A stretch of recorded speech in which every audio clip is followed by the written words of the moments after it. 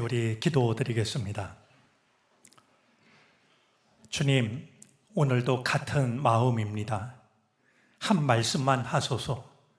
그러면 우리가 나을 것입니다. 이 시간이 주의 음성에 귀 기울인 갈릴리 바닷가의 한 마을이 되게 하옵소서.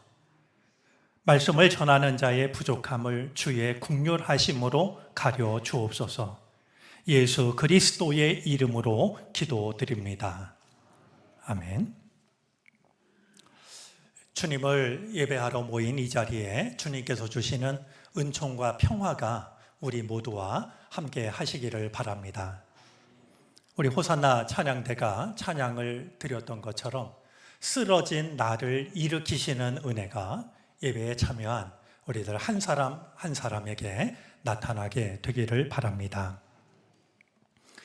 매주 드리는 예배지만 예배가 각별하게 여겨질 때가 있습니다. 오늘이 그러한데요. 왜 그럴까 생각을 해봤더니 지난 한 주 교회 안팎으로 많은 일들이 있었습니다. 무엇보다 저희가 창립 70주년을 맞아서 여러 가지 행사를 갖고 있습니다. 오늘 영상을 통해서도 확인했고 또 우리 장로님의 기도를 통해서도 우리가 어떤 시간을 가졌는지 이렇게 돌아볼 수 있었습니다. 2박 3일 동안 48명이 참석해서 성지순례를 잘 다녀왔습니다. 이 땅 곳곳에 순교의 흔적이 남아있는 거룩한 땅을 밟았습니다. 무엇보다 증도를 비롯한 신안에 있는 많은 섬들을 전도했던 문중경 전도사님, 그분에 관한 일화를 듣다 보니까 그분은 1년에 9켤레의 고무신이 닳도록 복음을 전하셨다라고 그럽니다. 나는 내 신발이 다 닳도록 어디를 향하고 있는가, 어떤 일을 하고 있는가 하는 것을 돌아보게 되었습니다. 그런 순교의 흔적들을 돌아보면서 우리가 목숨을 바치는 것도 순교지만 주님의 뜻 앞에서 나를 내려놓는 순간은 우리의 일상 속에서 우리가 지켜가야 할 오늘 우리의 순교가 아닐까 하는 생각도 서로 마음속에 담아 두었습니다.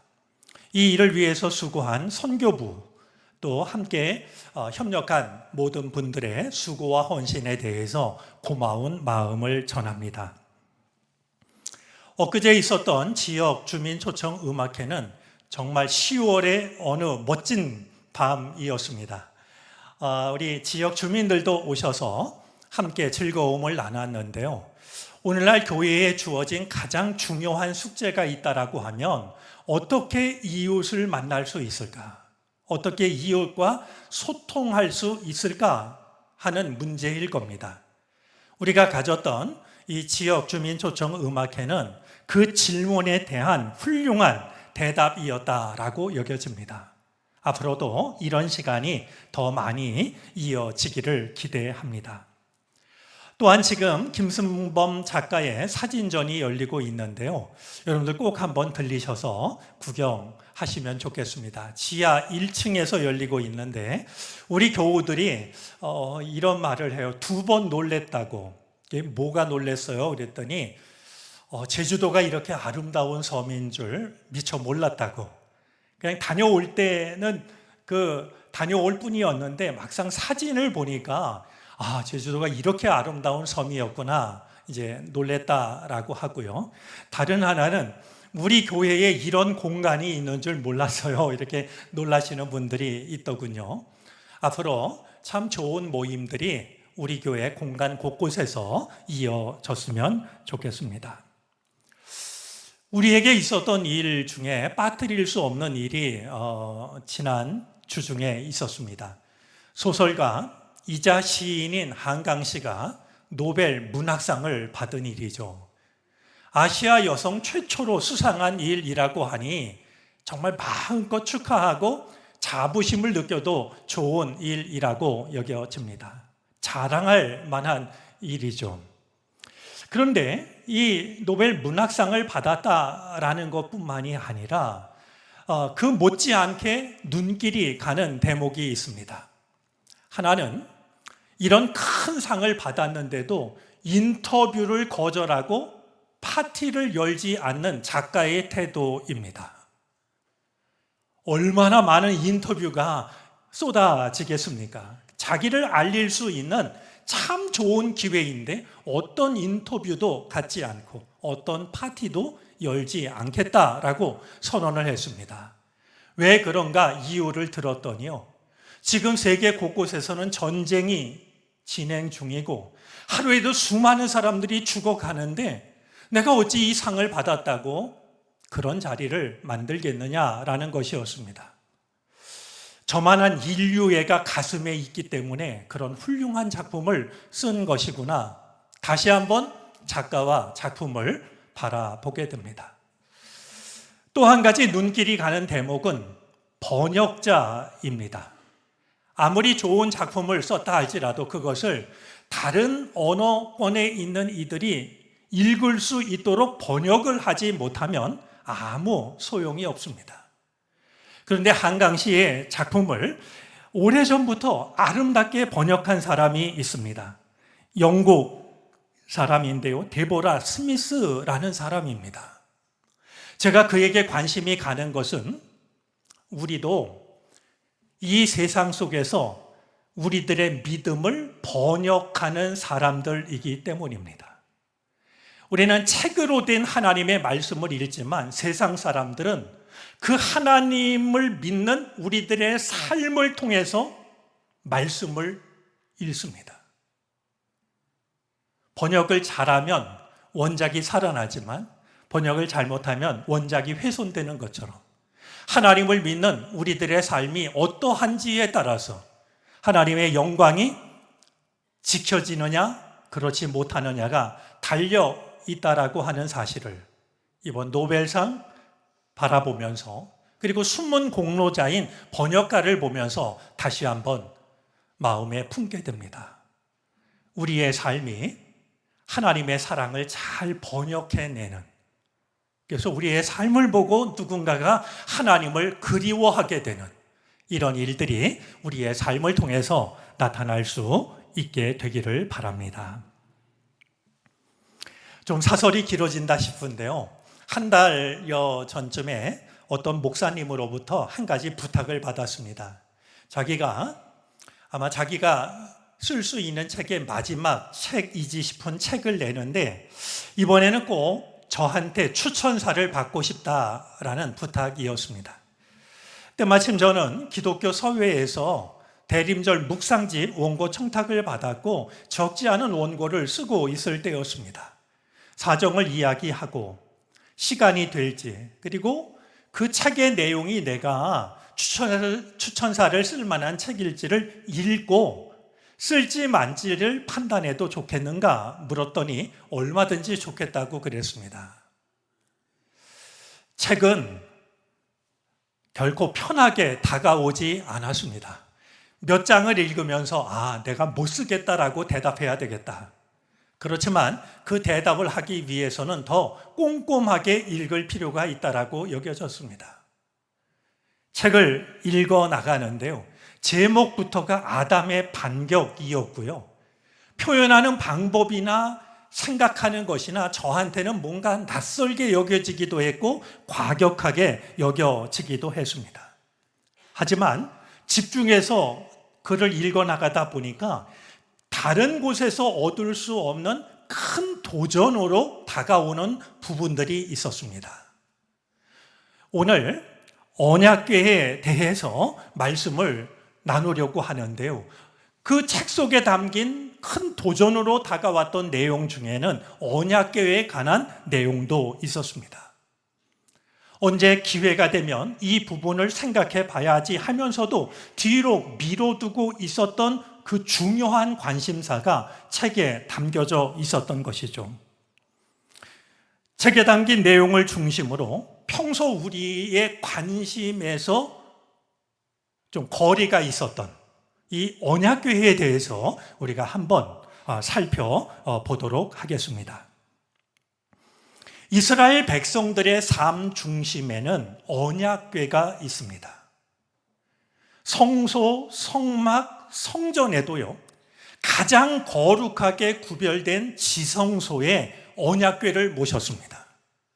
뿐만이 아니라 약속의 땅을 향해서 광야길을 지나갈 때도 앞장을 섰던 것이 언약궤입니다. 우리 성경 민수기 10장 33절 말씀을 한번 보겠습니다. 시내산에서 또다시 걸음을 옮길 때 그들을 앞장섰던 것이 언약궤라고 하는 걸 보게 됩니다. 또 한 곳 여호수아 3장 3절에 보면은요, 마침내 40년간 광야길을 지나간 이스라엘 백성들이 젖과 꿀이 흐르는 땅으로 들어가게 되는데 요단강을 건너야 했습니다. 그런데 여호수아가 이제 요단강을 건널 때를 기다리고 있는 이스라엘 백성들에게 제사장들이 언약궤를 메고 움직이는 것을 보면 제사장들의 뒤를 따르라고 명합니다. 어찌 제사장이겠습니까? 그들이 메고 있는 언약궤가 움직이면 이제는 요단강을 건너서 약속의 땅으로 들어가라라고 명하였던 것이죠. 이렇듯 언약궤는 이스라엘 백성들에게는 그들의 삶, 그들의 신앙의 중심이자 언제나 그들의 삶을 이끌었던 하나님의 임재였습니다. 이 언약궤와 관련해서 우리가 살펴보아야 할 중요한 순간이 있습니다. 역시 우리가 잘 알고 있는 것처럼 언약궤를 블레셋에게 빼앗겼고요, 다시 돌아온 이 언약궤를 어렵게 다윗이 예루살렘 성으로 모셔옵니다. 예루살렘 성전의 언약궤는 잘 모셔져 있었습니다. 그런데 르호보암 왕 때 문제가 생깁니다. 솔로몬의 아들로서 이스라엘이 남과 북으로 나누어질 때 남유다 왕국의 첫 번째 왕이었던 르호보암이요, 왕위가 튼튼해지고 힘이 생기자 해서는 안 될 결정을 합니다. 우리 역대하 12장 1절 말씀을 보겠습니다. 르호보암은 왕위가 튼튼해지고 세력이 커지자 주님의 율법을 저버렸다. 자기 힘만 믿고 하나님의 말씀을 등집니다. 그러자 온 이스라엘도 왕을 본받아서 하나님의 말씀을 등지게 되죠. 그 결과는 무서웠습니다. 이집트의 시삭 왕이 예루살렘을 치러 올라왔고, 이 시삭 왕은 성전에 있는 모든 보물과 왕실의 보물을 하나도 남기지 않고 다 탈취해 갑니다. 역대하 12장 9절에 기록되어 있습니다.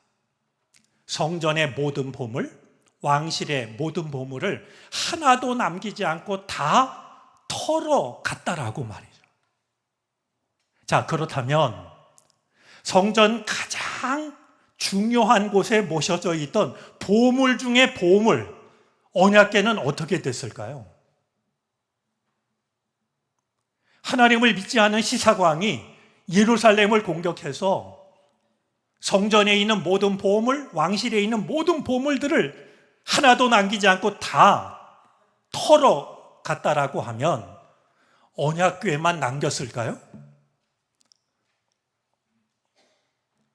그렇게 생각하기는 어렵습니다. 역시 금으로 치장된 이 누가 봐도 보물인 언약궤를 그게 거룩한 물건이라고 어느 이방인이 그 자리에 그냥 내둘 수가 있었겠습니까?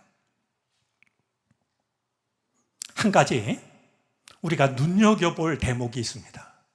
이 일이 있고 나서부터요, 구약 성경에서 언약궤에 대한 내용이 사라집니다. 우리는 이 언약궤가 어떻게 됐는지 알 수 없는데 이 일이 있고 난 뒤에 언약궤에 대한 언급을 찾아볼 수가 없게 되는 겁니다. 그렇다면 정말로 이 언약궤는 어떻게 됐을까요? 이 지구상에서 사라지고 만 것일까요? 그렇게 사라진 언약궤가 오랜 시간이 지난 뒤에 다시 나타나게 되는데, 그것이 바로 오늘 우리가 읽은 성경 본문 속에 담겨져 있습니다. 남유다의 16번째 왕인 요시야가 나라를 개혁하고 성전을 재건합니다. 그러다가 율법책을 발견하게 되었고, 그리고 성전 재건을 모두 마친 뒤에 유월절을 지키는데요. 유월절을 지킬 때 이 요시야 왕이 명을 내리고 있는 것을 보면 제사장들로 하여금 언약궤를 성전 가운데 모시라라고 명하고 있는 말씀이 비로소 나오고 있다는 걸 확인하게 됩니다. 여러분, 르호보암 왕으로부터 이 요시야 왕까지, 즉 시삭 왕에 의해서 성전 모든 보물들을 빼앗긴 뒤로부터 다시 언약궤가 언급되기까지 얼마만한 시간이 흘렀냐면 약 300여 년의 시간이 흘렀습니다.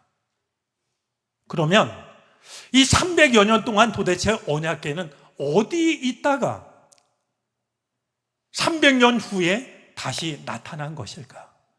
당연히 우리가 물어야 될 질문입니다. 제가 추천사를 쓰게 된 책에서는 그 점을 주목하고 있었습니다. 성경에는 이 언약궤가 어디로 갔는지, 누가 어디에다 보관했는지 어떤 기록도 없습니다. 그럴수록 우리는 여러 상황을 살펴야 하는데, 그동안의 과정을 보면 한 가지 짐작이 가능한 일이 있습니다. 자, 이집트가 쳐들어와서 성전을 무너뜨릴 때 제사장들이 가만히 있지 않았습니다. 시간은 다급하고 그들이 오면 필시 모든 것을 다 가져갈 터인데, 제사장들은 마음이 다급했을 터이고요. 이것저것 챙길 여유가 없었을 겁니다. 그런 제사장들이 가장 중요한 언약궤를 메고 어디론가 내달렸을 겁니다. 이것만은, 다른 건 다 뺏겨도 이것만은 뺏길 수 없다라는 마음으로 말이죠. 누군가 시삭왕의 발길이 닿기 전에 언약궤를 옮긴 사람들이 있었을 겁니다.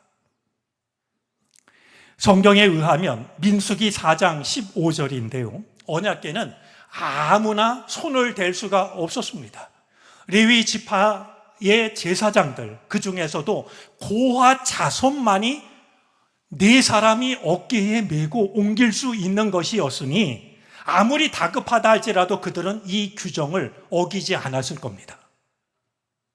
고핫 자손 중에 거룩한 제사장이 언약궤를 어깨에 둘러 메고 어디론가도 숨었겠죠.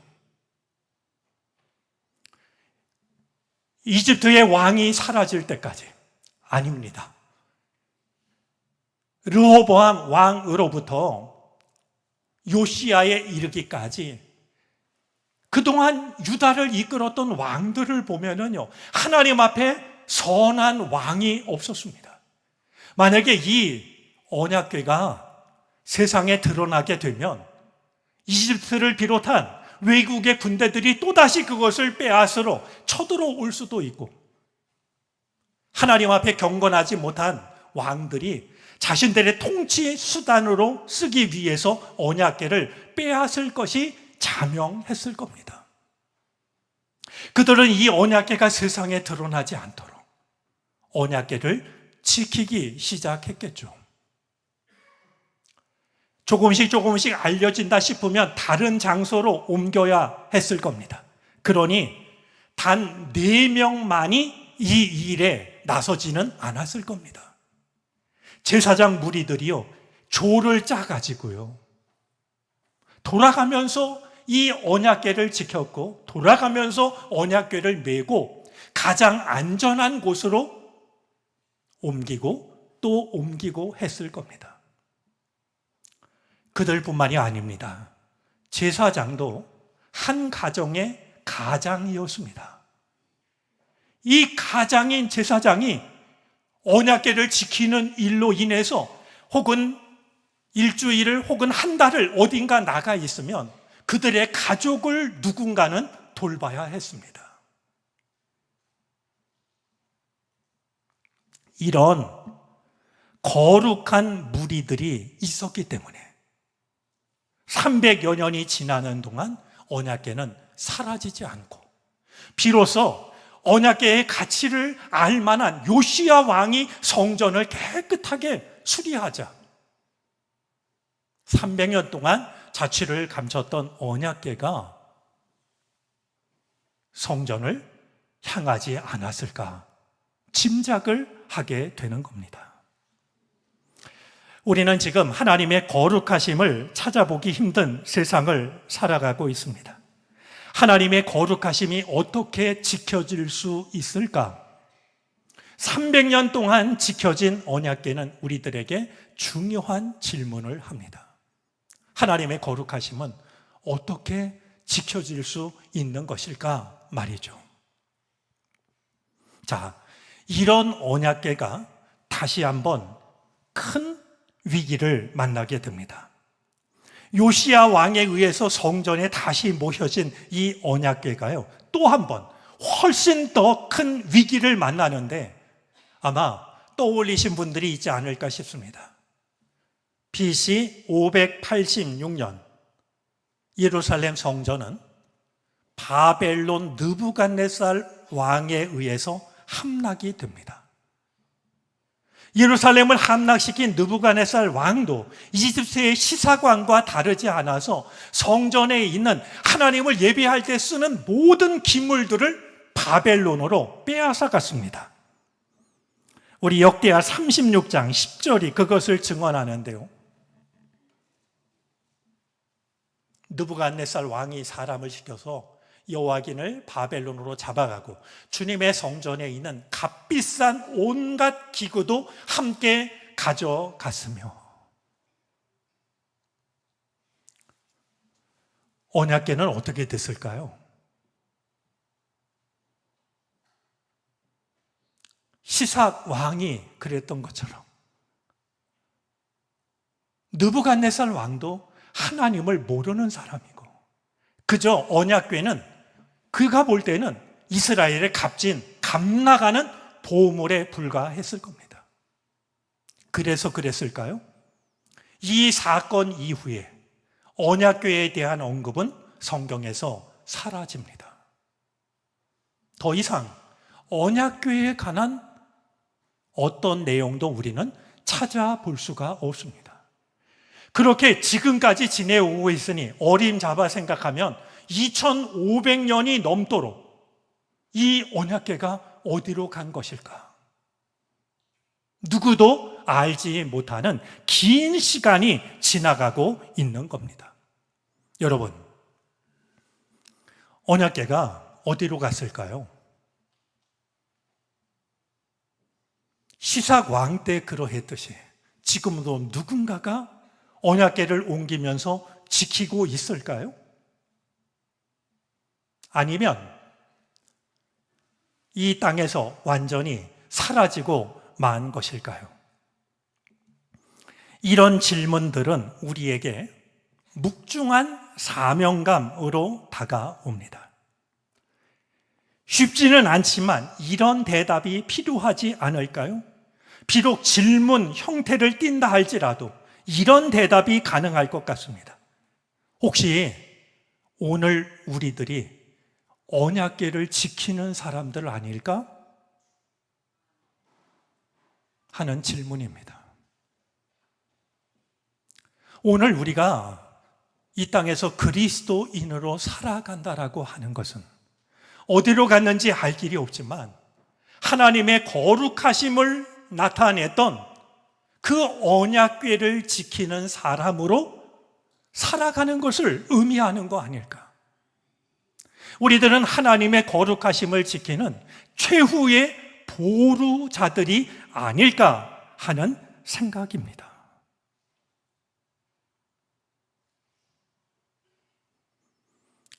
하나님을 믿는 사람으로 살아가는 우리의 어깨에 욕심에서 비롯된 잘못된 생각들이, 혹은 믿음 없음에서 비롯된 수고하고 무거운 짐들이, 그것만이 우리들의 어깨에 걸리지 않았으면 좋겠습니다.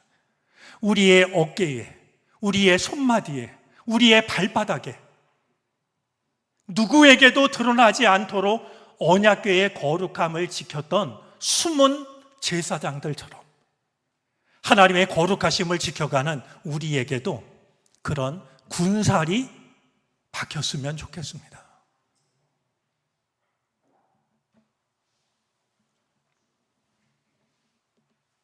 몇 번 들려드린 적이 있는 마틴 슐레스키의 한마디는 이런 의미를 담고 있다라고 여겨집니다. 마음에 글씨를 쓰듯이 다시 한번 읽어 주시겠습니까?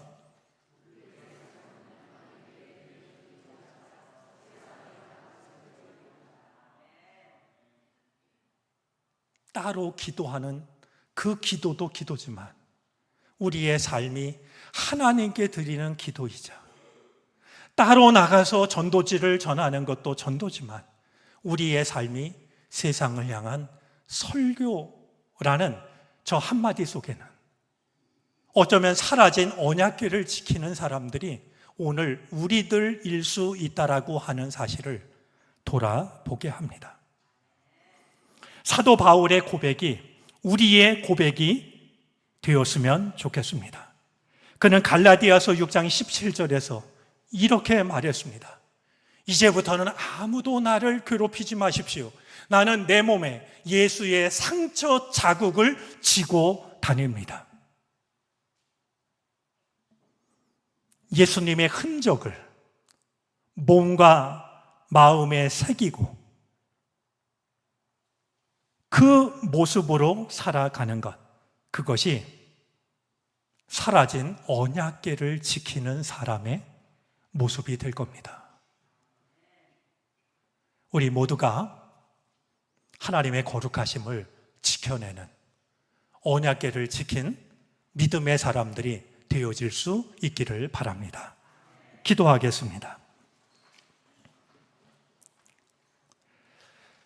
우리는 오랫동안 사라진 언약궤를 잊고 있었습니다. 언약궤를 찾지 않았습니다.